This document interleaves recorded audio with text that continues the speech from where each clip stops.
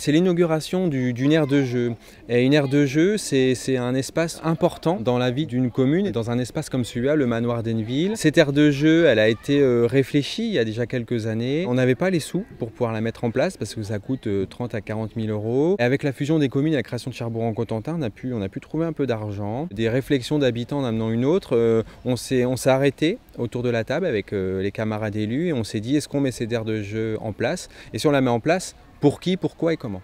Donc on répondait d'abord à des ATSEM, on répondait aussi à une association, la DEPH, qui défend le patrimoine hennevillais, notamment ce parc qui est le manoir d'Henneville. Donc une aire de jeu pour les 2-5 ans, 2-8 ans. C'est une fierté de pouvoir inaugurer cette aire de jeu aujourd'hui. C'est vraiment un espace de passation. Nous adultes, on y voit notre passé et quand on regarde à l'intérieur, on y voit notre futur, les enfants qui viennent y jouer. Dans ce domaine, la politique de Cherbourg-en-Cotentin est d'équiper au plus près des besoins les aires de jeu pour les familles, bien évidemment, pour les enfants en premier lieu. Et les usagers, on parle des nourrices qui s'occupent des enfants.